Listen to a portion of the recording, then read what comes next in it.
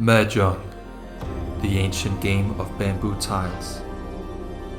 Originating in China, it has since spread its claws to the rest of the world. It is a game composed of skill, luck and wit. A game that represents class, tradition and fine culture. A game that makes and breaks people, which complex nature makes for endless entertainment and drama, joy and wonder, shock and horror. But, above all else, the one thing that comes to mind when you think of this prestigious game is undoubtedly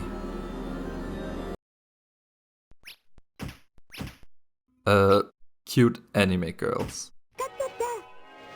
Yeah, so while some people's gateway into Mahjong may have been their family, friends, Akagi, Saki, Yakuza, Final Fantasy XIV, 51 worldwide games, or God heaven forbid Pon no Michi. For others, the gateway was old arcade games where you play Mahjong. That's all there is to them, just completely normal and boring Mahjong gameplay. Now I know you might be thinking it seems like a colossal waste of time to learn the complex rules to Mahjong for nothing more than 2 seconds of worthless Mahjong gameplay, but I can promise you there are people out there who care about this crap. In fact, a compendium book has been made that showcases all of the many different Mahjong arcade machines that have been made. See, look at these guys, they actually bought the book. Can you imagine? I mean, it goes without saying, but you would have to be an absolute weirdo to actually buy this book. Like you would need to have no self-respect whatsoever. This? No, you're misunderstanding. This is my friend's copy. Yeah, sure, let's go with that. Now, why would you actually buy this book? I mean, it's just screenshots of Mahjong gameplay, who cares? Besides, a lot of the quote-unquote charm is lost in translation between the interactive media and these static images. Not to mention, part of the fun is earning your way to see what the games have to offer. A lot of the thrill is lost when you can just browse through the pictures. So my friend has just had the book sitting in a drawer for ages, until I joked about systematically playing through every game in the book, and then someone else joked about rating them. We then had a good laugh at the ridiculous idea. So I then started making a list, but I then got the terrible idea to document, record, and rank all the games for a video. And now here we are, 75 games all ready to be thoroughly analyzed and shown off, in the vain hope that somebody else out there might find this as interesting as I do. Hentai, baka. Now, there is a rich history to these machines, but I'm not gonna bother with the story lesson this time around. If you are curious, there is a great article I can recommend which will be linked in the description, but we really don't have time to delve into that here. What I will do instead is very quickly go over how the game works, cause I know when you ask any Joe Schmo about Mahjong, the first thing that jumps to mind is shockingly enough not anime girls, but instead this garbage. This is not Mahjong. This is Solitaire Mahjong, or Shanghai Mahjong if you wanna be fancy. This is Mahjong. It's an intense competitive 4-player board game, reminiscent in spirit to poker, due to both the mind games at play, as well as its strong gambling association.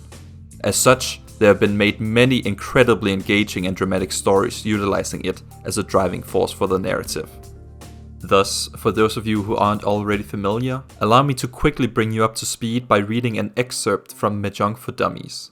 It's worth noting that there exist different rules for different countries, and I will be focusing on the Japanese Ricci variant, as that is what these machines play by. The game comprises of 3 sets of suits with tiles ranging from 1 to 9, as well as 4 wind tiles and 3 dragon tiles just for the hell of it. There are 4 tiles of each present, totaling 136 tiles. Each player draws a starting hand of 13, and then proceeds to take turns drawing and dropping tiles while trying to create sets. These can either be sequences or triplets. A finished hand contains 4 sets as well as a pair, and much like poker has different types of hands you can get, Mahjong has what are called yakus, which are patterns that add value to one's hand. These can for instance be having a triplet of dragons, having a full sequence from 1 to 9 in the same suit, or having only a single suit in your hand. And combining multiple yakus together can result in truly monstrous hands. Pretty simple, right? Or well, at least it is until we introduce calling, cons, Dora, weight pattern, Suchi, Furita and the point system and memorizing all 26 different yakus. But at least now you know the absolute basics. So, without further ado, let's start looking at some Mahjong gameplay. And what better place to start than at the beginning with the original, the classic, the iconic. Second Love. Yeah, so of all the games listed in the book, this is actually the earliest example of a Mahjong game, even though that honor usually goes to the next game we're gonna be talking about. I guess it's kind of like how there are many examples of early FPSs, but Wolfenstein's generally what springs to mind as the first. In fact, even this book starts out with the other game first, while Second Love is hidden away at the end of its company section. Now, as I already said, I don't want to bother with the full history lesson. We really don't have the time to both show all the games and talk in depth about where they came from. But I think at least the origin of this phenomenon is worth talking about. So, Nichibutsu, the company behind this game, were not unfamiliar with making Mahjong games. In fact, their earliest seems to be Royal Mahjong from 1981, which is just a run-of-the-mill 2-player Mahjong game. Well, okay, I'm lying. There actually is an earlier one, Janshi. This seems to be the earliest, according to what sources I can find, but there's barely any difference between the two games. See? The truly tragic thing here is that the game usually regarded as the first girl Mahjong game, Janko Knight, is seemingly impossible to get one's hands on. So while I would love to show you all the different stages to this lady's outfit, unless someone magically produces a dump of the game's ROM, her influential belly button will likely never be uncovered again. Fortunately, we have the next best thing, Django Lady, where you're actually playing against two girls at the same time. Now this game is not featured in the book, so it won't be counted here. Maybe I'll add it later as a bonus.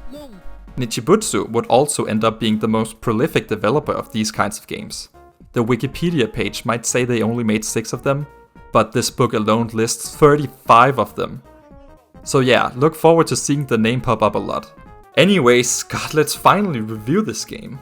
There's been so much of a preamble and I just want to talk about these games, so are you ready? Alright then, here we go. It's you play Mahjong. When you win they take their clothes off. I give it a D rank. No, I'm kidding. I'm just kidding. I'm kidding. Actually, when talking about this game, considering the age, it is certainly a big graphical upgrade to the previous games. The tiles look a lot better and you're no longer stuck in an empty void. Plus, the girls are much more detailed. There's a total of 4 different to choose from, with half of them being drawn and the other half being actual photographs. Think of it as there's different flavors to choose from, whether you prefer 2D or 3D. Of course, nobody actually likes 3D girls, so the option is a bit silly to include. In fact, this is the only game in the whole list to use real-life photos, and it might genuinely have something to do with why the book hides the game away. However, if you do want to see more 3D Mahjong gameplay, then fear not, because apparently we have people on Twitch bringing the action to life nowadays, so go waste your money on that instead. But besides, photographs are lame. We're here to see all the different creative designs and outfits these pixel artists put hours of work into crafting. We aren't playing video games here, we're perusing a museum together. Think of it like you're playing Mahjong, but it's against Mona Lisa. And she takes her clothes off. I will say though again, the drawn art here is honestly pretty good for its age. It honestly looks better than some of the stuff you're going to see years later on. Now, with all that out of the way, let me explain how these Mahjong games generally play. You see, Mahjong is a 4-player game, and yet the majority of video Mahjong games are exclusively playing a 2-player variant. An interesting exception to this is Django and Django Knight, which for whatever reason uses the 3-player variant. But more often than not, expect it to be just you playing against a single opponent. This is pretty interesting, as 2-player Mahjong is not something you see very often. Even in Mahjong media, if there's ever a case where only 2 people play against each other, it's usually with a twist, such as Minefield Mahjong in Kaiji, or playing a weird memory version where the players sit with each other's tiles? What? But it is very interesting to play 2-player Mahjong, as it makes for a much more intimate experience, and also makes it a much more scary game to play, as you're lacking 2 pawns to help suss out save tiles, making it much more random to get hit, yet also more unlikely to hit the opponent. It has plenty of other problems though, as there's not really much of an incentive to playing safe. In 4-player Mahjong, you can hope for other people to deal into a player in Riichi for instance, then you avoid having to pay the exhaustive draw penalty, or avoid the risk of dealing in yourself. But when it's just you and someone else playing, there's not really any point as you will just guarantee having to pay the draw penalty. And one of the most baffling parts of this 2-player Mahjong arrangement is that sumos count the same as runs. Yeah, I know, what the hell? Okay, so for you poor souls out there who have no idea what these two words mean. If someone drops a tile, that's a tile somebody else is waiting on to finish their hand. The person who dropped the tile has to pay the total of the hand's value to the person they dealt into. But if a player draws their weight themselves, then every other player has to share in paying off the hand's value. But in 2-player, if the opponent draws their own tile, then you are penalized just as much as if you had dropped it. This makes it much more incentivizing to go for quick hands, as you don't even want to risk the chance of letting the opponent draw their win. It makes for a quite unbalanced experience, and makes you feel rather cheated to lose half the time. Another thing of note, you might be wondering what these letters on the screen mean. Well, arcade Mahjong has its own completely unique control layout. Instead of a joystick or whatnot, each cabinet is equipped with individual buttons for each tile in your hand, as well as buttons for the different calls. The convenient thing about this is that it translates perfectly well to playing with a keyboard. Wanna drop tile G? Just press G. In fact, I've gotten so used to playing in this manner that I've recreated this type of control for the modern version I play nowadays. God damn it. As for how this game in particular plays, it's alright. It's Mahjong. It's not the most responsive controls, but it certainly feels better than Nichibutsu's prior outings. And feels a lot more fair too. Now's a good time for me to explain what all this crap means. These are stats that I'm interested in, as well as my own personal evaluation of different aspects to the games, which combine into my final evaluation of each game's rank. Some of these are of course pretty obvious, but then there are some that are a little more vague. Like amount of girls present. Not really a problem here, as there's very definitely only 4 girls and you play against all of them, but you'll see what I mean when it becomes relevant.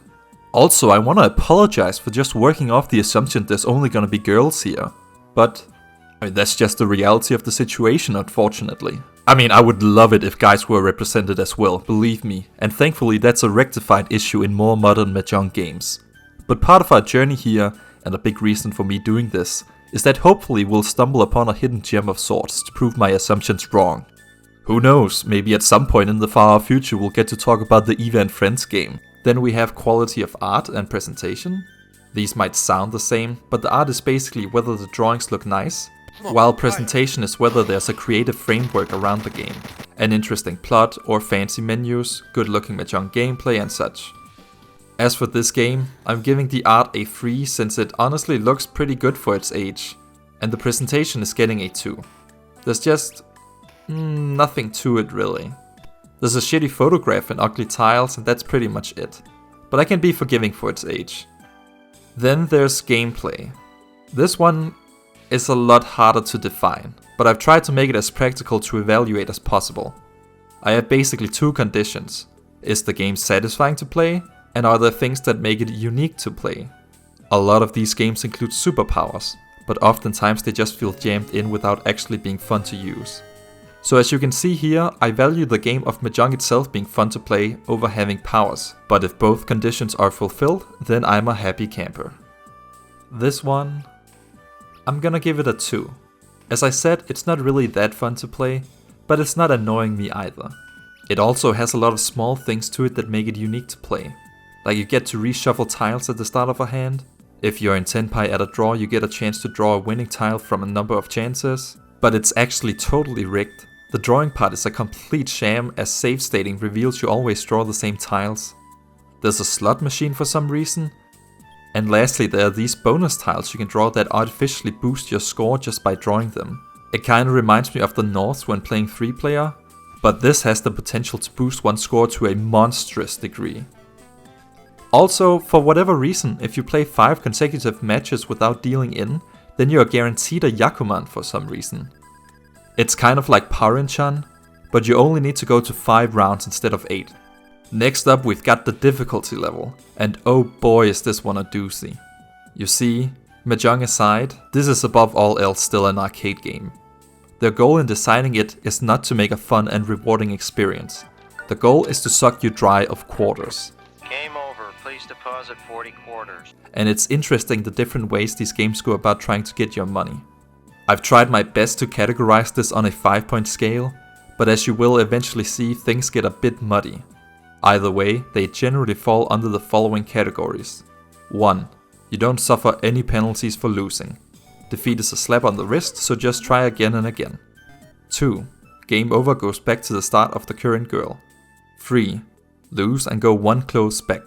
This one is typically compounded with number 2, but basically you don't just have to beat the girl a certain amount of times, you have to beat her consecutively a certain amount of times. God, that sounds horrible. 4. Repeat playing against girls.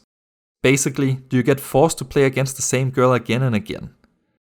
This might seem odd to be this high on the list, but you get really sick of Mahjong gameplay when it involves the same girl over and over again.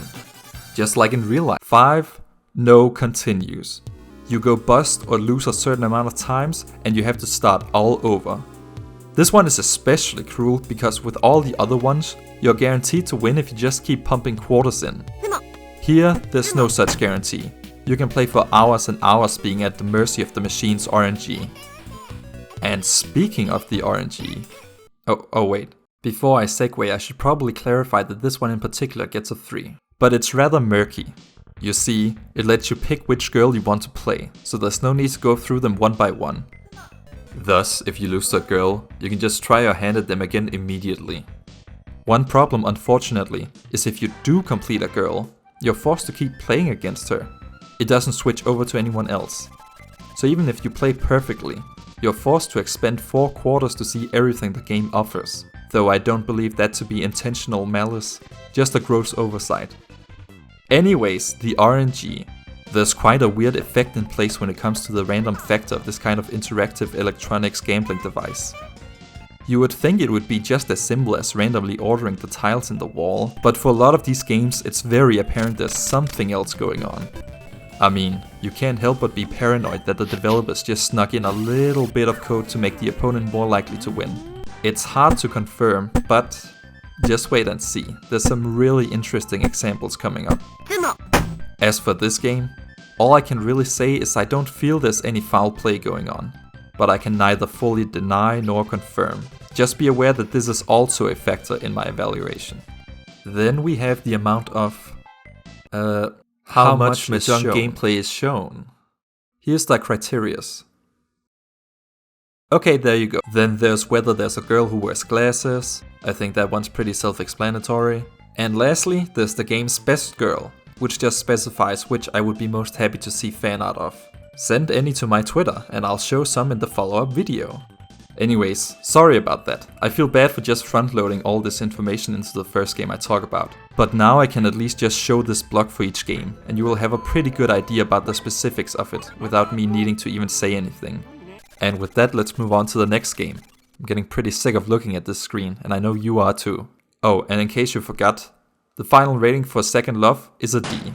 It's a fine Mahjong game, but it's not one I would regularly come back to play. And now we finally move on to Super Real Mahjong Part 2, a game I've been wanting to talk about for a long time. But you might be wondering, what about Part 1? And here's the big twist. You're actually looking at Part 1. Now you're looking at Part 2. So it joins the ranks of Mario 2 and Doom 2 in being basically the same game as its predecessor, but with a couple differences. Only instead of adding a poison mushroom or super shotgun, they added a girl. Meet Shoko. Probably the most iconic and influential girl in all of arcade Mahjong history. When you think of arcade Mahjong, you think of Shoko. And why is that? Well, let's first go over what makes this game super real. You see, Part 1 did not include a girl. Instead, the selling point was, as the name suggests, to make the experience feel as authentic as possible. Their way to accomplish this was to include the shuffling process, the act of drawing the tiles with your hands, and seeing the opponent do the same. It honestly adds a ton of personality to the experience. Look, she's even got a cigarette. That's so awesome. I mean, it's not awesome to smoke, but it was back in 1987.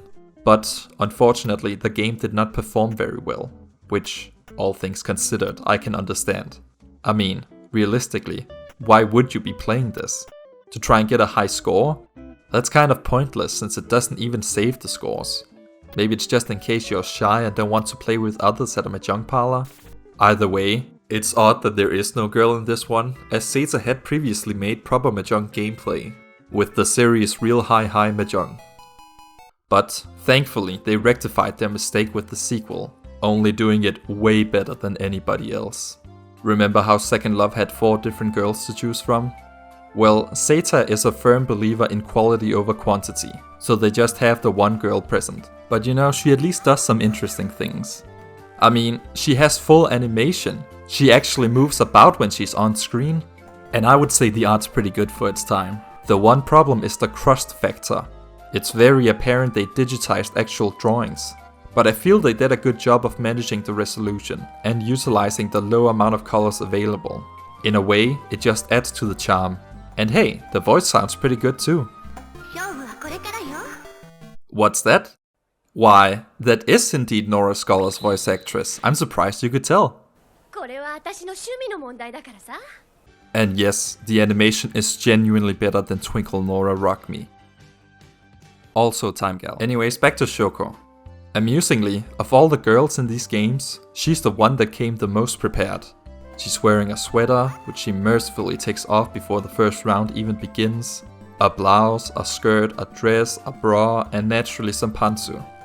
That's 6 times you have to win in order to see everything, and I mean everything, since she does a little twirl at the end. It's kinda crazy actually that the game shows this much. It's very rare you get this clear look in any of these games. But my god, if you manage to see this animation legit, then my hat is off to you. This might technically fall under category 3 in terms of difficulty, as there is only one girl, but needing to win 6 times in a row is an arduous task. I would estimate I've spent approximately 5 hours trying to beat this legit, and the closest I ever got was getting the top off. In the end, I had to resort to cheating, but it's not like the game is playing fair itself. It hands out very sus tiles, not only to itself, but to the player as well. Here, have a free Yakuman. Strangely, if you win with a Yakuman, you actually get a unique animation. But it doesn't count towards taking anything off, but the huge amount of points is a nice safety net at least.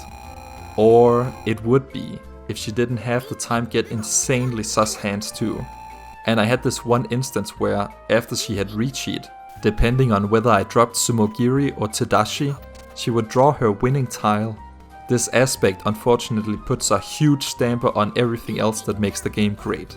So while I feel very tempted to hand it a generous S, the best I can do is an A. Really fun to play with Shoko, so long as you're okay with the fact she's not playing fair. With the success of part 2, naturally a part 3 wouldn't be too far off. And with it came the blue-haired sisters, Kasumi and Miki. Now, at the time, Shoko, Kasumi and Miki were the poster children of arcade Mahjong. In fact, they were so ubiquitous that they got parodied in other stuff. Even 𝓝𝓪 tried to expand their presence by creating a 2-part OVA series starring the 3, as a way to help you connect even further with your waifus. I actually find this OVA so fascinating and amusing that it wouldn't do it justice to cover it here. There's just so much I want to talk about. Especially considering it seems to involve some manner of time travel. Either way, we're just gonna be focusing on the game for now. And I'm just gonna say it. I hate this game. Everything that made part 2 charming is gone. The color palette looks surprisingly monochrome, everything's just blue and grey aside from the rainbow in the background. The voice samples went from this to this. And the overall sound design is just horrendous noise to one's ears. The graphics of the girls are mostly still alright, but there's not many interesting poses, and as opposed to the previous game's full display, the most you get here is the upper part. But while the girl graphics look fine, the presentation is so unpleasant to look at. These tiles are barely discernible and far too orange, and the digitized hands look so awful and off-putting, I feel like I'm playing Mahjong against Duke Nukem. Now, when are we getting that new Duke game? Anyways, the gameplay is very sticky and feels awful to do anything in. Oftentimes you have to press the run button multiple times before it registers anything. But all of that is just slight quibbles. Here's the real problem. The game cheats. It just straight up cheats. And I can prove it too. Here's a bit where if I let the tiles run out, then she's gonna draw and win with a 5 of bamboo. But if I call Chi on her 7 of characters, thus changing the drawing order, She still draws the 5 of bamboo. That should have gone to me. Of course, if you're playing legit, then this wouldn't be apparent. You'd just think you were being unlucky. But this is definite proof that the game just grants itself a win when it feels like it. Combine this with you needing to not only win consecutively, it really begs the question how many people legitimately ever got to see Miki get fully disrobed. Shake it, baby. All of these problems makes it easy for me to award this the first F. And back to Nichibutsu with Mahjong Shikaku, aka Mahjong Assassin. This one starts Nichibutsu's proud tradition of making Mahjong games with completely absurd plots. You play as the strongest Mahjong player, but the cabal of Mahjong wants to take you down. So they send out 5 of the strongest Mahjong assassins while you're out on a date. Makes sense to me. This one also starts Nichibutsu's proud tradition of parodying, not stealing, parodying characters for their games. On the introduction screen we've got magical princess Minky Momo, who is, of course, only remembered for being that girl who gets run over by a truck. Here we've got Ranma with green hair. This one's Nausicaa, I guess. Madoka Ayukawa from Kimagure Orange Road. Oh, you have no idea who this character is? Well, don't worry, cause I've actually made a whole video on her series, so go check it out. You know, if you want to. Recolored versions of Magical Emmy and Creamy Mami, yes, that is her actual name. And at the end you fight a really ugly version of Lum. Oh yeah, your date turns out to also be an assassin, go figure. This definitely makes it one of the most horribly dated of these games, though it functions as a fascinating time capsule of waifu culture in 1988. Ayukawa's presence is especially amusing considering she was only really popular during 1987. And then immediately dropped off the charts. And Lum, still being the final boss despite her show having gone off the air 2 years prior, is a testament to her legacy. Meanwhile, try to find a single person nowadays who cares about Creamy Mami and Magical Emmy. If you exist, please let me know. I would love to have a long and meaningful discussion together. Coincidentally, they're all from Studio Pierrot Productions, so clearly they must have been fans. I'm surprised Miss Machiko wasn't included, but I guess it's no fun to parody a character that's already a disgrace to humanity. The only exception is Nausicaa and Ranma, but that's the most interesting part. Ranma had just started serialization the year prior, so these guys were pioneers of drawing Mahjong gameplay of popular new characters. It also explains the green hair, as prior to the anime, female Ranma was depicted with green hair. Fascinating. Or, well, at least I think it's fascinating. This is also the first game to introduce the token special powers. In this case, you can place a dangerous tile upside down, or induce drawing a tile that's more likely to benefit you. Except I feel it very rarely does anything. I will say, while the graphics are a bit unpleasant, and the animation quality is of course inferior to what we just saw, they do put a lot of personality into all these girls, having many amusing faces when they win or lose. Look, Madoka is giving the finger! I'll just start the finger counter. It's also the first game to have the girl you play against on the screen, which, you know, is pretty neat. You also get to pick the punishment, with the game then giving 3 different kinds of punishments to choose from.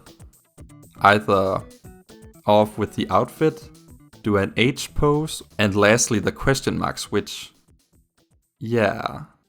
I will say it is a bit weird to see respectable cool characters get reduced to, well, this. Though you don't get the option with the last girl. Instead you get the option of either kissing her or telling her to piss off, which is surprisingly lore accurate. Now, I kind of like this game just for how dumb it is. And it is innovative to some extent, but it also feels incredibly rigged. This chick just casually gets a tenho. Twice? And this is something that only happens once in a blue moon. I don't know, the starting hands are just completely all over the place. It doesn't feel very legit in the slightest. This, mixed with the game not really being generally appealing, makes me inclined to hand it a lowly D. But worry not, for like any good assassin, Mahjong Shikaku refuses to give up. Here we have its sequel, Hana no Momoko Gumi, aka the Flower Momoko group. For this one, we've got Momoko here, whose father's Mahjong club got screwed over, so Momoko employs the forces of the Momoko squad, who is these 3 girls. And so they travel across Japan to get revenge on the evil organization of assassins that screwed over her father, who wears some truly beautiful masks. We've got this chick out of school with a really ugly haircut who makes some really horrid faces. We've got a rock star with a Jason mask, who is incidentally also called Jason. She also adds to our finger counter. How nice of her.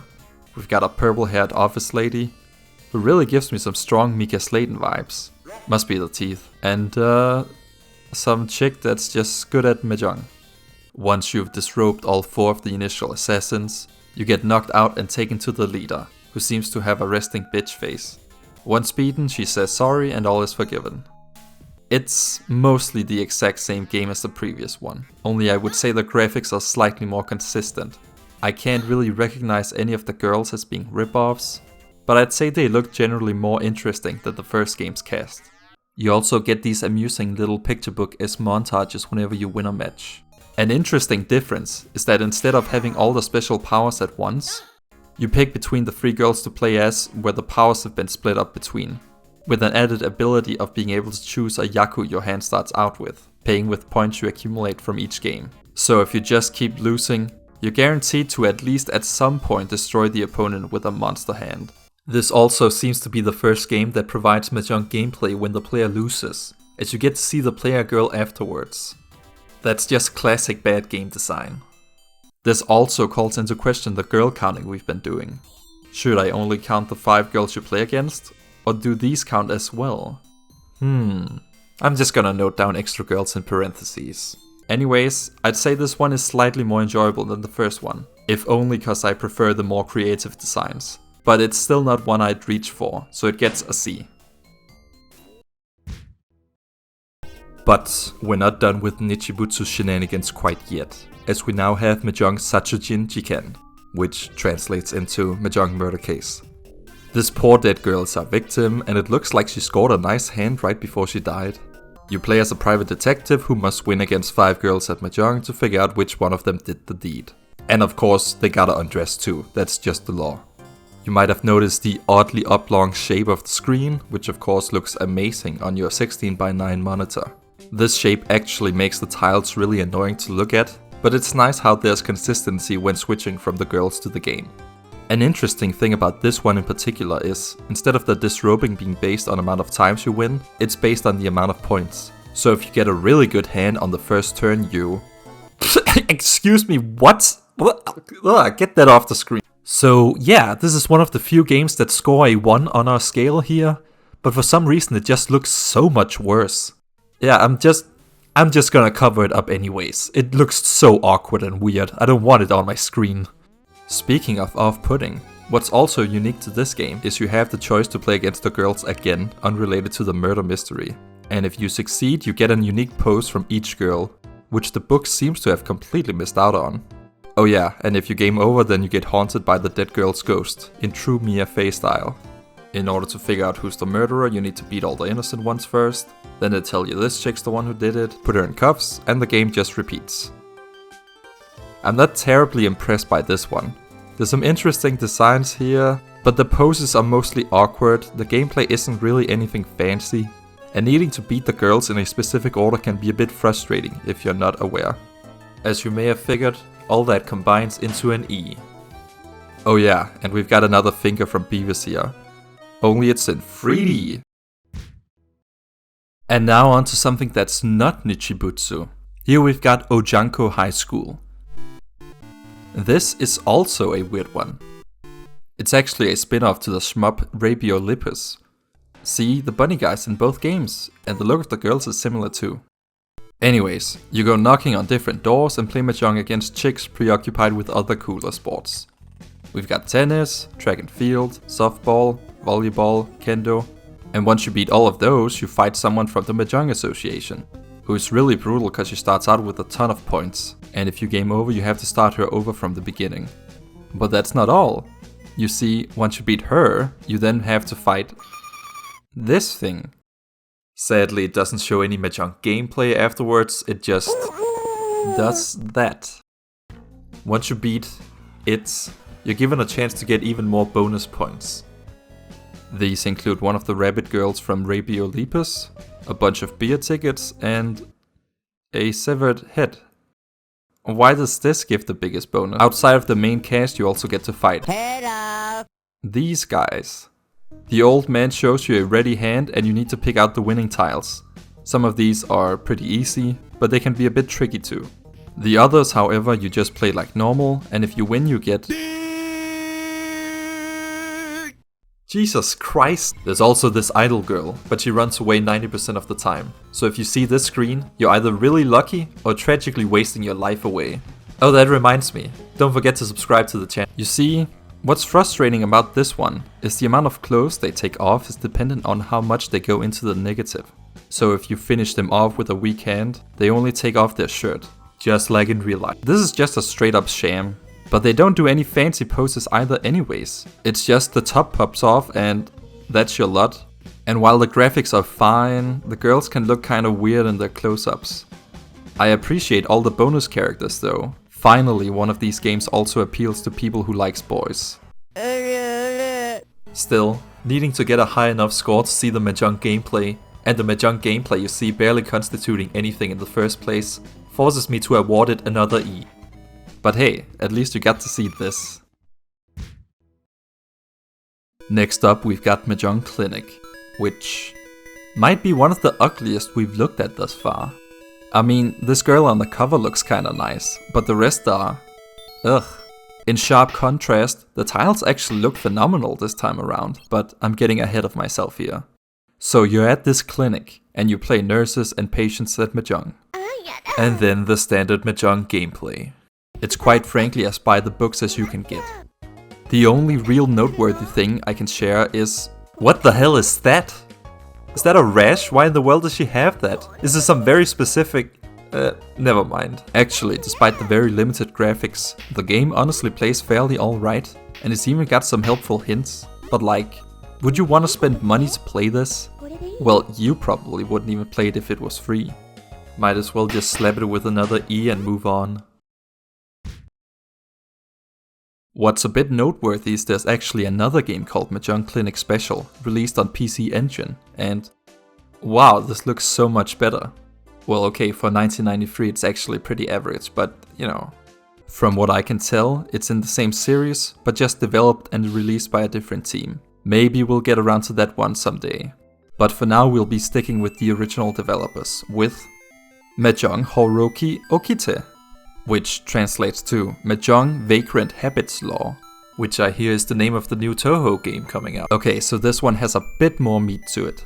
It starts out with your sister getting taken as collateral by the Yakuza for not being able to pay a game of Mahjong. And you gotta beat up one of the gangsters by making the girl strip to get your sister back. Yeah, as you can tell, home data kept to their style and continues to have horrid looking art. The in-game graphics continue to look pretty cool though, with the one-off pins being this snake thing. Weird detail, but also kinda cool. This is another one where you have to win consecutively or you start from the beginning. Unlike in Mahjong Clinic where you had infinite retries. It's a bit odd to change this up, but I suspect this has something to do with the more off-putting aspect to this game. Yeah, so if you lose, it's now your sister you get Mahjong gameplay of. I guess it kind of works as a punishment now. You know, unless you might be into that sort of thing. Anyways, again, would you play this? Who wouldn't want to waste their time trying to unpeel Banana Girl here? Final note, this one actually has a sequel where you visit your sister at the Mahjong Clinic. Wow, actual continuity. This one seems to be a full visual novel and graphics are looking a lot better with some interesting imagery. Again, some other day. Let's stop bullying home data for now. But you know it's gonna be another E. Wow, it's just been a string of disappointments thus far. Why am I wasting my time on this again? Oh, right, cause games like Sukeban, Janshi, Ryuko also exist. For this we've got another evil Mahjong organization trying to take over the world, with the Mahjong King reigning at the top. You play as delinquent girl Ryuko, who has been tasked to put a stop to these shenanigans. Alright, so we got our token plot set up. Now we just need to beat up 7 opponents to save the day. And I'll just say, this game looks pretty great. I'm a huge fan of this art style, and again, this came out the same year as those previous games we just looked at. and it looks a billion times better. Plus, the girls have got some nice poses too.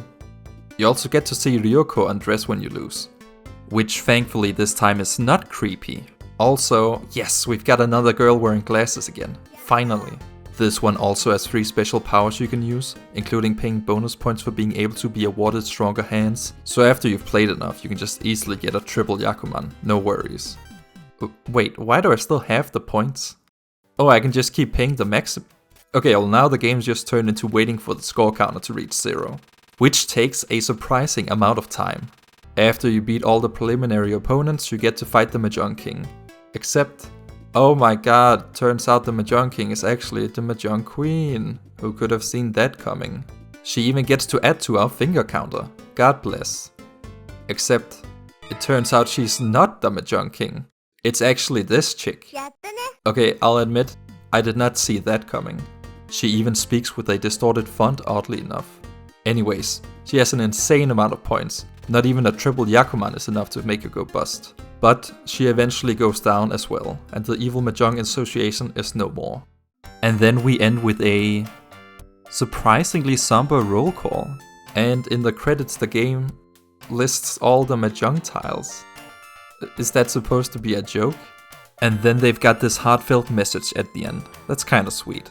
All in all, I really enjoyed this one for the art, but it can be a bit of a pain to play. For that, it's getting the first B. And now, I have the esteemed honor of bringing to you Mahjong Gakuen, aka Mahjong Academy. Here you must play Mahjong against 9 girls at said academy to prove your worth, culminating in winning against the smuggest of them all. Alright, so from that you might be thinking, oh, well here we have a pretty standard Mahjong game. And you know, you'd mostly be correct.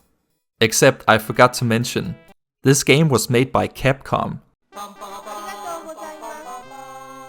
And not only was it made by Capcom, the art was drawn by Akira Yasuda, who would go on to do the art for Final Fight and Street Fighter 2. Yeah, no wonder the game looks amazing for 1988. It also turns out the cast of girls in Gakuen were modeled after Capcom female employees, which I don't know how to feel about. You might be saying, hold up, it says developed by Yuga down here. Well, they had to make a secret company to avoid controversy. This might seem a bit odd, cause Mahjong machines were not considered that controversial back in late 80s Japan, but this is different. Okay, so let's just beat up this first girl, then we get some pretty standard Mahjong gameplay, nothing too exciting. Wait, what did it just say about the H button? Oh. Oh no.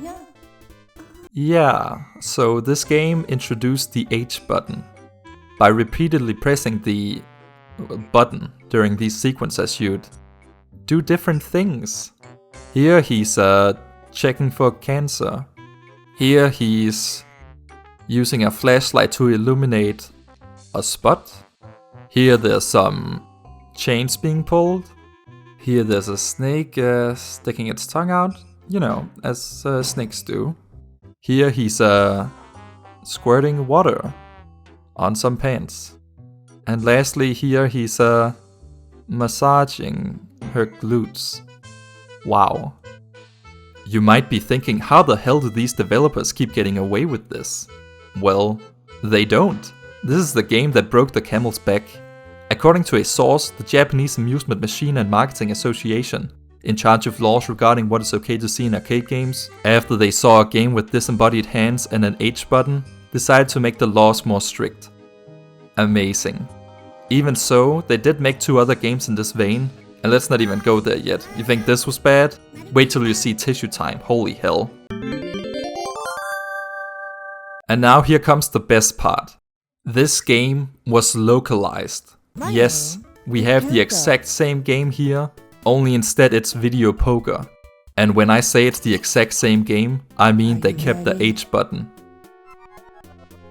Yeah. How in the world did this even get allowed to come into existing? I think just for that fact, just because you can easily play this game too, it deserves some extra credit. Now here comes the big question. How do you even rate something like this? I mean, This is a completely other level of Mahjong gameplay. We all know that, we can all agree on that. And because of that, I feel if I gave it a high score, then I'm painting myself in a bad light. But at the same time, the game is imbued with so much personality and effort that I'd feel bad giving it a low rank. And this is maybe something you've been wondering about since the start. How does he even decide on a rank for these atrocities? Well, it's time I unveil my secret system. Keep in mind who these games were made for. They were not made for 21st century enlightened individuals like you and me. They were made for Japanese salarymen who wants a bit of relaxation before he has to go home to his dumb kid and nagging wife. And so, to help take his mind off all the bad things in his life, he wants to see some sleaze. So you know what? We're not rating them on whether they're sleazy or not. That's practically a given. We're rating them based on which does the best job at being sleazy. Let's say if we had an arcade with every single one of these games in it, and our theoretical salaryman came up to us like, which one do I go play? I'd tell him which games I think would give him the most bang for his buck. And can you honestly say he wouldn't be pleased with Mahjong Gakuen? With that he can stave off one more crappy day before he succumbs to karoshi. So you know what? I'm giving Gakuen an S. Not because I enjoy it, not because you enjoy it, not even because little Billy down the street might enjoy it, but because it brings joy to Takahiro-san. And I think that's beautiful. Wow, I don't know how we'll ever recover from that. Oh, I know. Let's talk about another shitty Nichibutsu game. Here we have Mahjong Triple Wars, a game where some princess or whatever gets stolen by a bad guy and 3 heroes have to rescue her. This one clearly tries to set itself apart with its fantasy setting, and it even invokes RPG elements. You traverse this open map, and along the way you run into random battles. You also level up your 3 playable characters, who each have a unique power that gets improved with each level. And in the towns you interact with some NPCs who either give you a Polaroid, I guess they just have lying around, can give you some information, or hand you a plot critical tool. There's even shops you can buy items at to make the game easier. What is this? Like the unholy cyberpunk Triforce? Now you might be thinking, wow, this all sounds kinda great and unique and innovative. This game gets an F.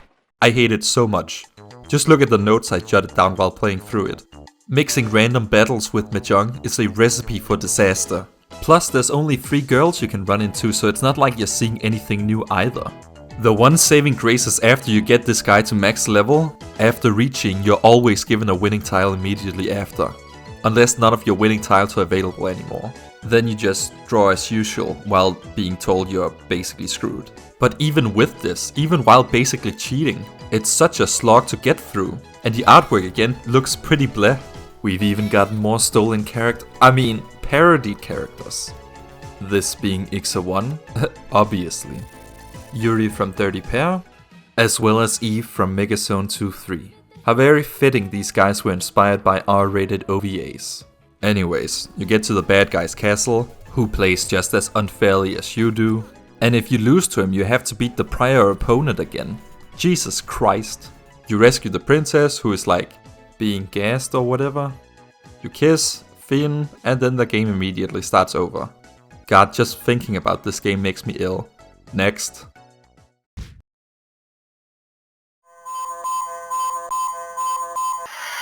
Now here we have Mahjong G-Men 89. As you can probably tell from this title screen, we have another murder mystery game on our hands. I don't know why murder mystery, Mahjong and wardrobe changes seemed for the developers to go well together, but maybe that's just a world I have no familiarity with. This one, for a Nichibutsu game, has some fairly nice graphics and some good designs too, as well as some fairly interesting poses. I also like that one of them feels like a military themed Barbie doll that speaks English. Not that those 3 sentences were very worthwhile, but it's something. Also, what in the world is going on in the background here? We got a flying car with a missile launcher on the end, a space shuttle with a chain gun at the tip. This is some Ratchet & Clank shit.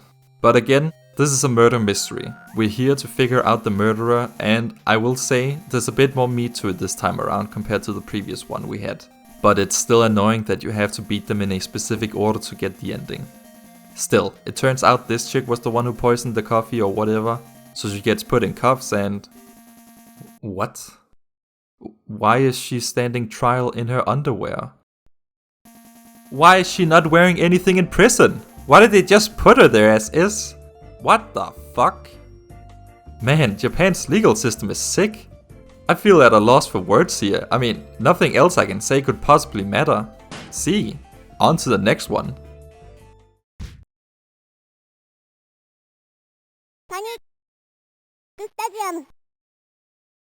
Yes, as you could very clearly tell from what she said, this is Panic Stadium, which is, for whatever reason, a baseball themed game. I mean, sure, why not? Japanese people like baseball, might as well try to capitalize on that. And the baseball theme is not entirely superficial. You've got a 3 strikes and you're out lives kind of system. And after you've beaten a girl, you get to pick these random buttons that either give you more points or makes you strike out. Which, you know, is totally fair and doesn't suck at all. I actually really like the presentation of this game. The Reachy sticks are a speeding ball and bat, that's pretty fun. The one pin is a baseball and the one of bamboo is this cute little penguin. And I love the male symbol on the scoring table. Only men are allowed to play this, no girls allowed. Anyway, here are some girls. I think more of these are plagiarized, but I can't really put my finger on many. I do think they are generally well drawn and good designs, but this is clearly shampoo from Ranma, so that makes me generally suspicious. Oh no, sorry, this is clearly shampoo. Again, parody. Haha. So what happens if you end the game with less points? You get a picture of all the girls celebrating, with Lum for some reason included. I don't know what she's doing here when she's clearly already been told to stay away from the field. And if you get a draw, you get this random picture. Why are they just awkwardly staring at the camera? But my favorite is definitely the one where you win. Look at how pissed they all are. Also, how do you like this rendition of Auld Lang Syne? Personally, I would have preferred Take Me Out to the Ball Game, but this has a nice ring to it as well. All in all, a totally passable Mahjong game. Not really much to see here, but the theme kinda helps to make it a bit more interesting. Let's see.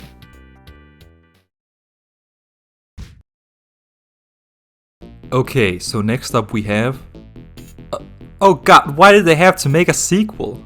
Okay, well, it's the exact same game, only this time the girl is put into cryostasis. So I guess we're mixing in some sci-fi elements.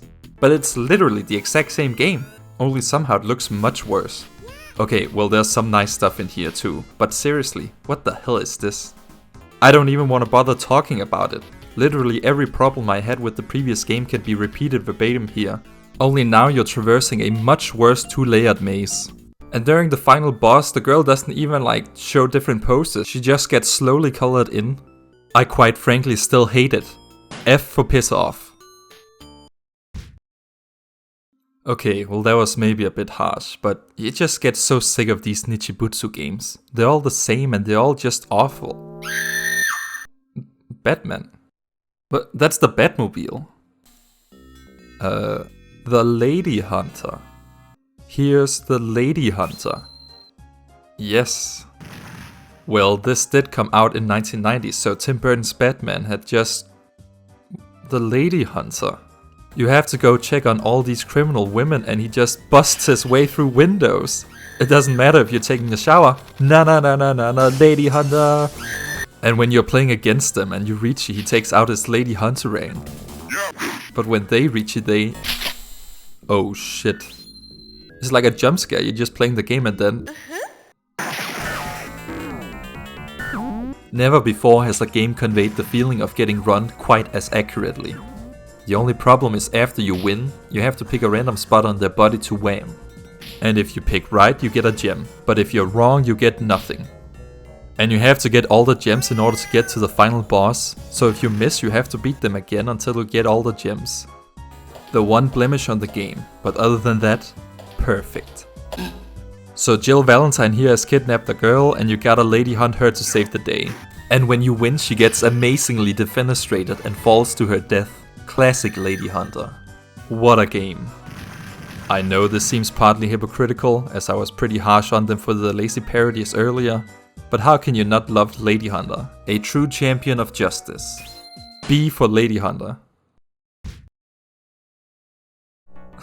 Wow, Lady Hunter. Oh wait, so here we have another Nichibutsu game. This time Chinmoku no Hentai. which with those characters means formation of silence. But, of course, the second word can also mean, well, you know.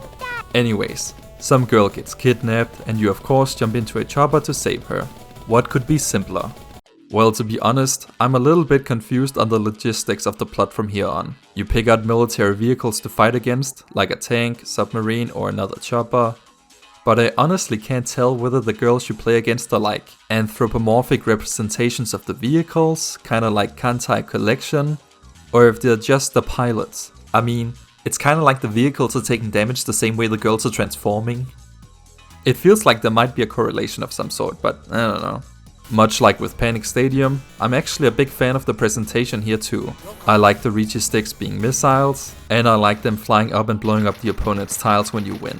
Also, oh my god, look! The character tiles are rendered in Arabic numerals. You, the person watching, can actually read what they're saying here. I've only seen one other place where that's done, and it looks just as weird here. Honestly, I'm so used to the standard design of Mahjong tiles that it takes me a bit to adjust. But it at least helps to make the experience feel more fresh. Aside from the presentation, the girls also look mostly alright, and they all fit the theme with their outfits. Except we have a major problem. The game forces you to play against palette swap versions of the girls. Now, in a way, I can kinda appreciate having different flavors of them. You might prefer the green hair over the blue hair or whatever. But, as I've mentioned before, I cannot stand having to play against the same girls over and over again. So that's pretty much an automatic F for me. Oh, wait, I forgot to mention. After you win, you have a 1 in 3 chance of getting a bonus animation with a girl. They're pretty amusing. Here we have the girl just blowing up. This one, well, I sadly can't show it, but the jets blow a wind. This one has a guy rappelling off her. This one's being flown by some choppers, and lastly we have...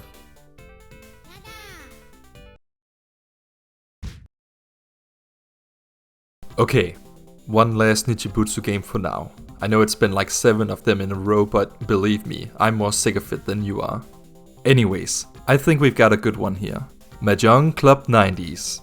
This one has a very funky style to it, what with its abstract backgrounds and colorful costumes.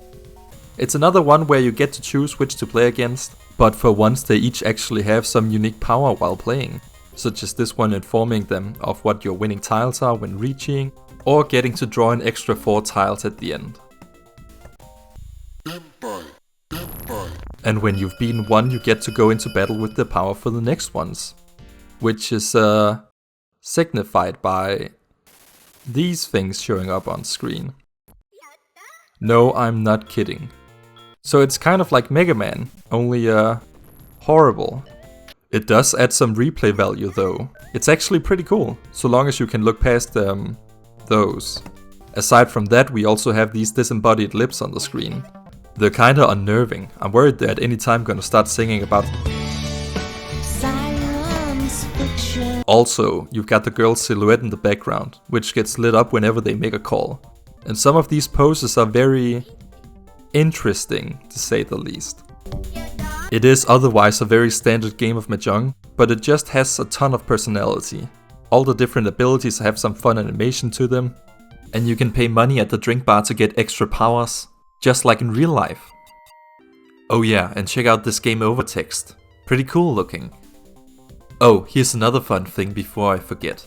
The game actually lets you can after you've recheat, even though it will change your weight. So the game, while usually being pretty good about holding your hand, sees no qualms with screwing you over in this regard. Pretty interesting.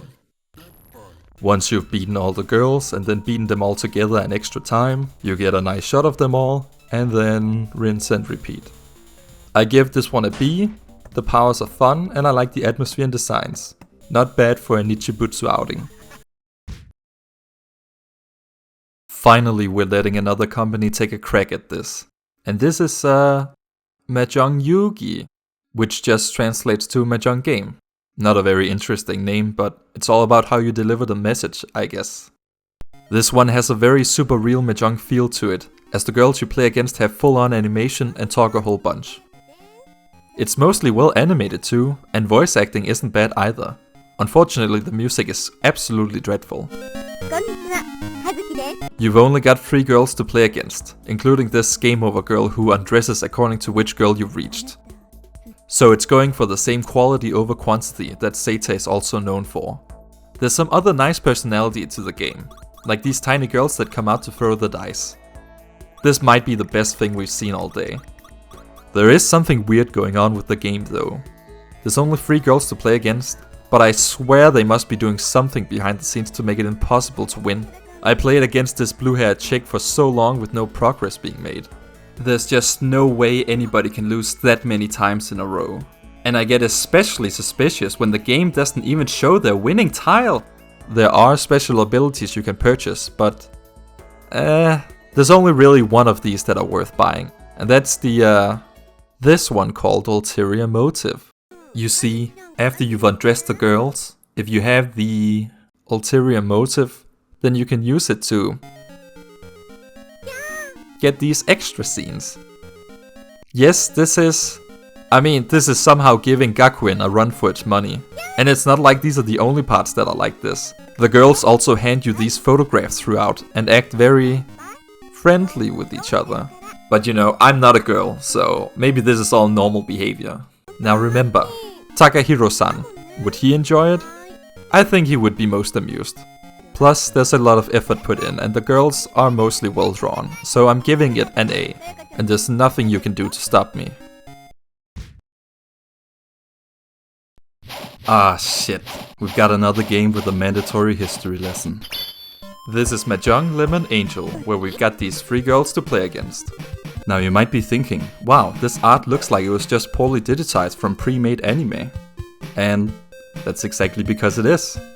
Lemon Angel is a J-pop idol trio that was active from 1987 to 1990. And to accompany their incredible success, an anime was made based on their exploits. Except, the anime is mostly just glorified music videos. And I gotta say, this is kinda crap. The animation is pretty stilted and stiff, the voice acting is god-awful, and there's a lot of weird undertones at play.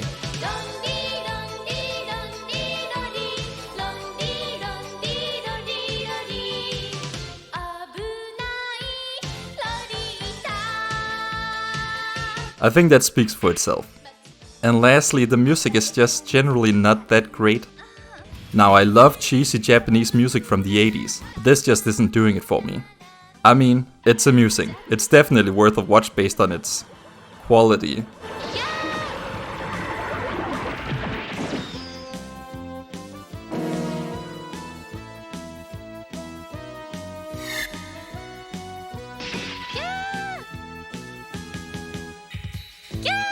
Just so long as you can overlook its more questionable aspects.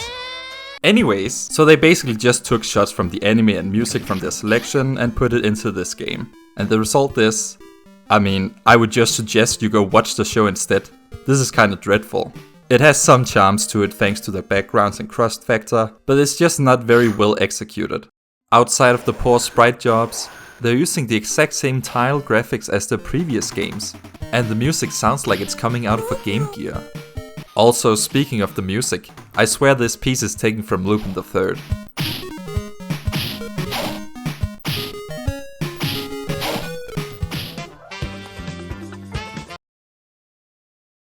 Oh. Well, take my word for it then. One thing that is pretty cool actually, is that after a Richi, it shows you your winning tiles, and the game itself plays pretty well, as is to be expected from the company. But that's just not gonna save it. Sorry home data, but that's another swing and a miss. It at least amuses me more than it's causing me anger, so it can get an E. It can sit comfortably next to its siblings. Ah shit, we've made it to Mahjong Quest. Okay, so this game was developed and released by Taito, but I have a sneaking suspicion that it's made by the same people that made Sukeban Janshi Ryuko. In the credits it lists the same game designer, or at least an upgraded version of his model, but the rest of the crew doesn't seem familiar. Then again, it's hard to interpret who the graphic designer is when they just write Tataka, Tata! Anyways, the art style and gameplay is basically identical, so we're gonna say it's a spiritual successor at least. You're also once again playing as someone named Ryuko, although whether it's the same as the one in Sukeban Janshi, I have no idea. Now, this one might be the most narratively driven of all these games, as it is befitting of the Quest title. It's the typical RPG fare. Everybody is having a great time, some evil thing shows up to cause a ruckus, and you go on a quest to try and stop it.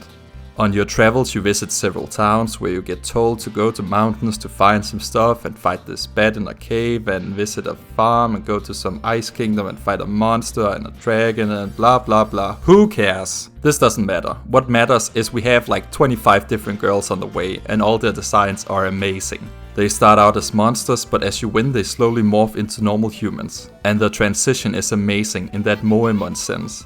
There's just so much creativity at display. So much in fact that I'm just gonna show them all to you right now. And I'm doing this so you don't have to play it. Cause let me tell ya, it took me 6 hours and 47 minutes to play through this entire game. The same exact problem as Triple Wars is present.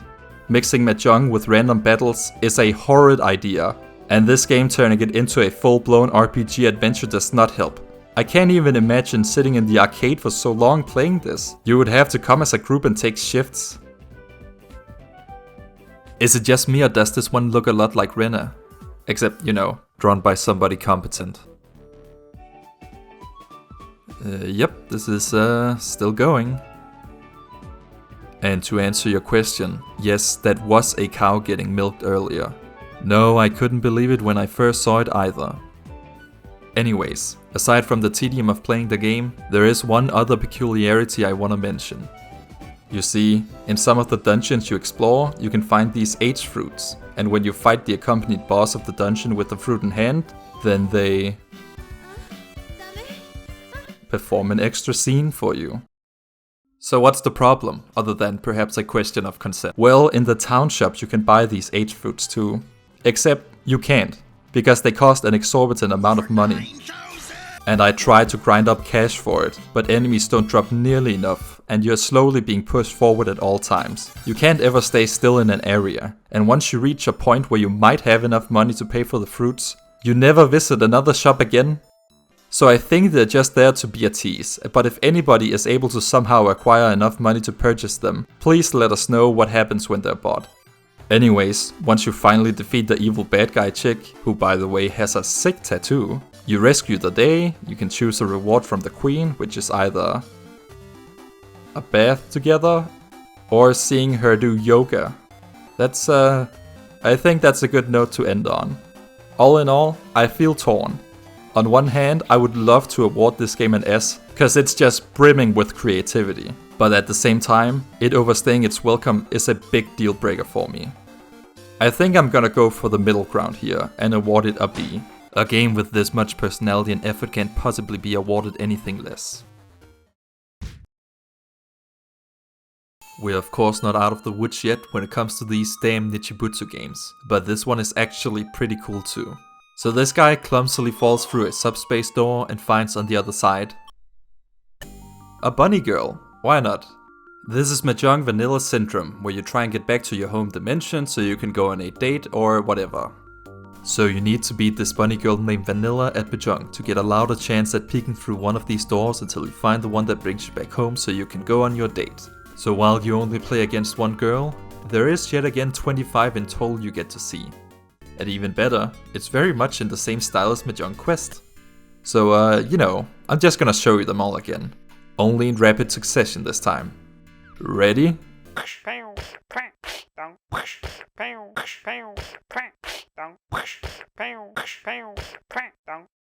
So which one was your favorite?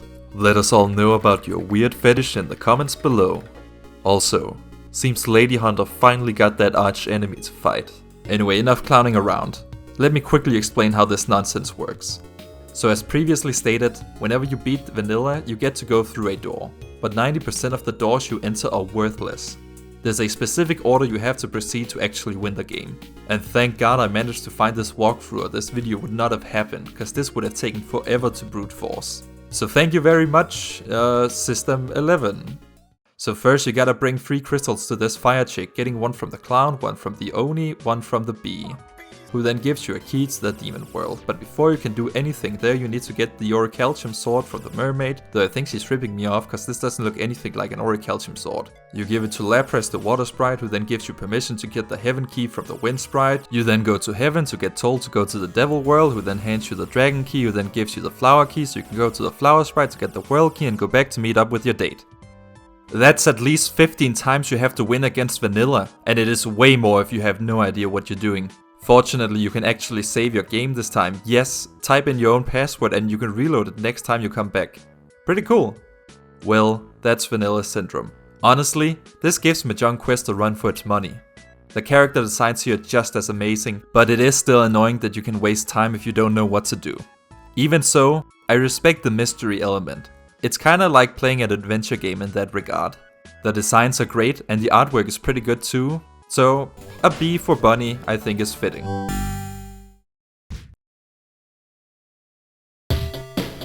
Ah! Christ, that boss scared me. This is yet another horrible sounding game. I'm genuinely shocked they could still be making arcade games that sound this bad in 1991. But I digress. This is Mahjong Ikaga desu ka, which is the equivalent phrase of how do you like it? Well, so far I don't, but let's give it a chance. For this one you play as a creepy guy staying at a hotel full of women who are ready to get into weird shenanigans. Interestingly, this is also one where you just play against a single girl and then can pick who you want to chat up afterwards. I don't really mind though, cause focusing on just making the one girl playable does help make the experience more fun than if they were to make all the girls playable on their own, since it allows them to make the one character as personable as possible, and she is very much so. She falls asleep, for some reason, does some smoking, which was still cool in 1991, and comments whenever you drop a Dora tile. Oh, and speaking of Doras, look at that, we have red Doras in a game for once. 22 games thus far and not one of them included red Doras. I was starting to believe they hadn't even been invented yet. Well, that just makes this game that much better already.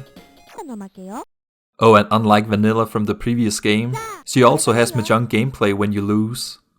She's in a very damned if you do, damned if you don't position here. Unless she's into that sort of thing. As for the other girls, whenever you win you get to choose from 5 different places to visit. And in each place you choose between 2 different girls to talk to. Curiously, on this screen it shows how many times someone's been talked to. But the game boots up with pre-coded scores, so it's actually complete bullshit. Though it is certainly an interesting mechanic. I wish I could have seen who got the most visits back in the day. Anyways, you go talk to one and then you either have to win a rock paper scissors match or answer a quiz question. But even the quiz is just pure luck for some reason. I mean, here she asks for her bust size, but the answer changes. Like here I'm answering A in both scenarios, and in one timeline it's correct and in another it's wrong. In fact, even answer C can be correct here. And I've been taught that's not the type of answer you're supposed to pick. So you know what? At least with the rock paper scissors there's a 50% chance of winning as opposed to 1 in 3. But who cares? You're never gonna play this, so might as well just skip to the part everybody wants to hear about. What kind of wacky scenarios does the game have? Well, we've got drinking at a bar with someone and then accidentally spilling it everywhere. And look at his smug face afterwards, he knows what he's doing. We've got this karaoke lady and an X-ray magnifying glass? What is this, an old Newgrounds game? We've got one in a sauna, who thankfully gives the guy some comeuppance. One taking a shower, let's just leave that one at that.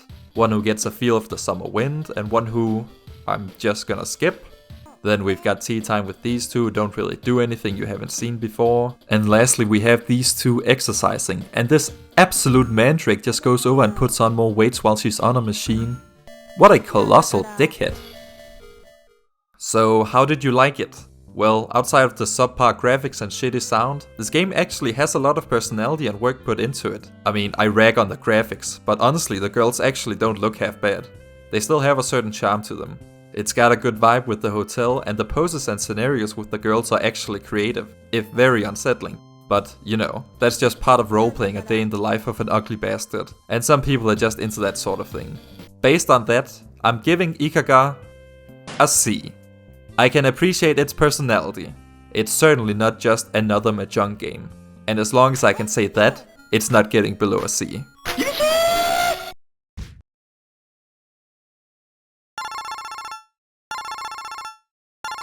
Moshi, who is this? Oh, it's Ryuko, and she runs a phone service called Yoko's Fairy Tale Dial. She's got 6 great fairy tale stories for us, so long as we can win at Mahjong. And even better, if you finish the game you get Yoko's real life phone number. But you might be wondering about the name, cause I certainly had no idea what Dial Q2 meant. So, Dial Q2, and by extension the prefix 0990, were used to denote premium rate phone numbers in Japan. You know, back when landlines were a thing. So basically, we're paying to call up Ryuko to hear Mahjong gameplay versions of fairy tales. Only it's a video game, don't question it. But before we get into the fairy tales, let me quickly explain how the game itself works. You pick the tale you want to dial, and then these waitresses guide you around. Before a match you get to play rock paper scissors. If you win you get more starting health, but if you lose you get less, obviously. Meanwhile you win a random prize from the panel on the right, which is usually some power up. However, if you land on the H panel you then, of course, get to spam the H button to reveal something on the waitresses. Not anything too exciting, but it's something at least. There's also this hammer minigame that has a mystery prize if you reach the max level, but I mean, I tried again and again and it was impossible to attain that mystery prize. I think they're scamming you, but let me know if you can win it. So what are these 6 fairy tales they've got on offer? Well, the first one is H.C. Andersen's classic, The Little Match Girl. You know, about the poor girl who unsuccessfully tries to sell matches out in the streets and dies a lonely, frozen death.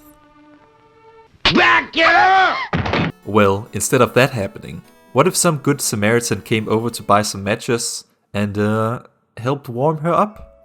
That is certainly taking it in a different direction. Now, as someone who hails from the country of the man himself, I can only imagine how delighted he would be if he could see this beautiful retelling of his masterpiece. A true work of art. The next one is Jack and the Giant Beanstalk, where the beanstalk's spirit climbs down and Jack gets very excited about beans. Why does Jack look like Pinocchio? Here we have Alice in Wonderland, and here we have Hotel Wonderland, where a rabbit is enjoying Alice. Oh god, what is happening? We've got another H.C. Andersen classic, Thumbelina, where Thumbelina wants to explore the world and some guy in a swallow outfit flies over to her and she has to be taken away and he promptly, well, I'm sure you can guess by now. These are really giving Nichibutsu a run for their money in the parody department. Okay, Snow White, can they screw this one up more than Disney? So the evil queen offers a drink to fall asleep with. For some reason Snow White drinks it and I get bad flashbacks to Gakuen. Then the dwarves take care of Snow White. And that's it. Ryuko, those stories sucked ass. What's the 6th one? Oh, there is no 6th story. Now we just get Mahjong gameplay of her and her phone number. It's very interesting to see the total style mismatch. I'd have preferred they did a retelling of The Little Mermaid or something instead. So, after all this effort, what is her phone number? Well, I'm not entirely sure. They show the first 6 digits, but leave out the last 4, but then she gives a hint that says what comes after 3999, so 4000? Was that supposed to be a puzzle? I'm so confused. So how about Yoko's Fairy Tale Dial, eh? Well, the graphics are absolutely amazing, and there was certainly some creativity going on, but it may have been just a wee bit too nonsensical.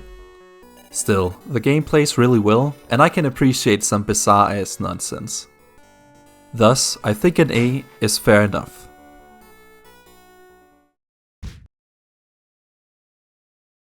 Next up we have something a bit special, mostly cause this is actually a port of a Super Famicom game that got a fancy arcade version, aptly titled Idol Janshi Suchie-Pai Special. And second, the artwork is done by Kenichi Sonoda, who among other things did the character designs of the Bubblegum Crisis Squad, as well as Gunsmith Cats and Otaku no Video. For those who are interested. Now the Super Famicom game was a full-blown adventure, with a story and such, but it featured no real Mahjong gameplay, as that kind of thing was frowned upon on home systems. What do you think this is, the PC market? It's definitely a cool game, but it'll have to be for later. We're looking at the beefed up special arcade version, which clearly has way better graphics and some real janky audio, though I chalked that one up to emulation issues. While you played as the titular Suchie-Pai originally, here you choose one of all these girls to play as. And then one by one beat all the rest, culminating in this Chinese chick. However, it would be ridiculous to have an idle Janshi Suchie-Pai game without idle Janshi Suchie-Pai being involved. But getting to play against her is very much luck dependent. You see, after you win a match against one of the girls, you get this memory game to play. Clearing the board makes the girls do their thing, but clearing the panels themselves also gives you some form of reward. Mostly a power for the next round, but there's also these that give you points, and when you get enough points you level up. Now this wouldn't be so bad were it not for the fact that sometimes when you flip some panels, the game just decides that you won, and then you don't get any points for the rest of them. It's surprisingly difficult to maximize this, and if you aren't level 4 by the time you beat the Chinese chick, then Kyoko here politely tells you to buzz off and you get game overed. But if you manage to reach her at level 4, then she considers you a worthy opponent, and if you beat her, then...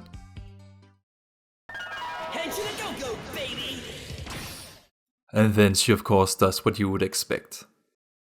And you get an ending epilogue for your playable character, like a typical fighting game thing.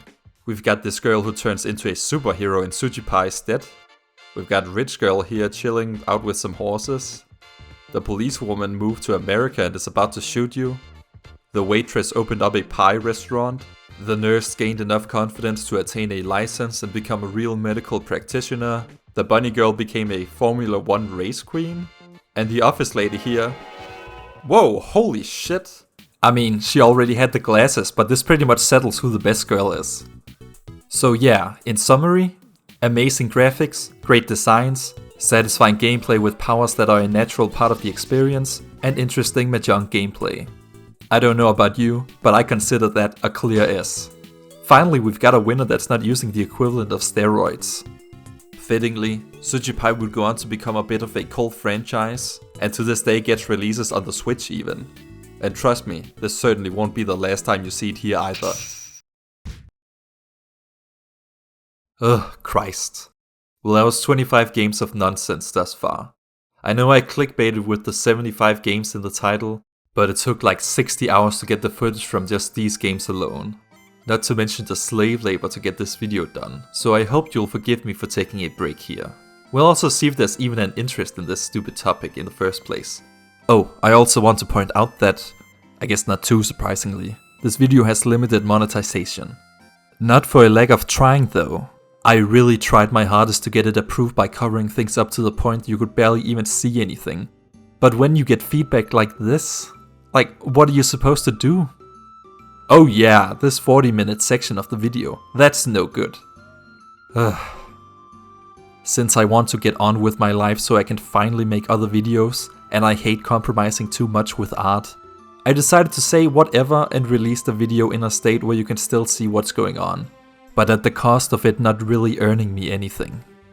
So I just want to point out that, if you enjoy this kind of garbage and would like to see more in the future, why not consider supporting me on Patreon? I mean, it took hundreds of hours to put this video together, and I'm not gonna bother with covering these kinds of things anymore if they're just a huge time sink for nothing. So, you know, just if you want to help out. It's okay if not, I don't mind. But I greatly appreciate those that are willing to help. Oh, a reminder that I would love to see some fan art of these girls sent to my Twitter. It can of course be any of the girls, or boys even for that matter, but I would be most stoked about these. Also, can we make this clown into a trans icon?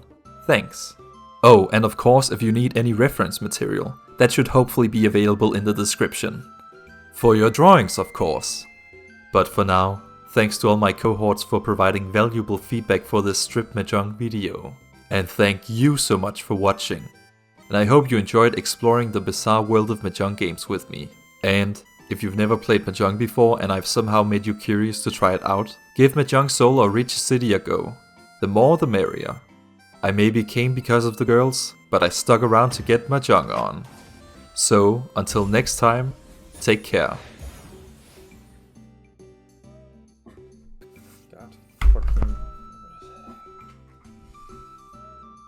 Did I really just say that?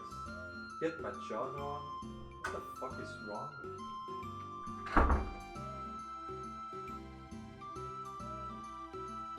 Take your damn clothes off!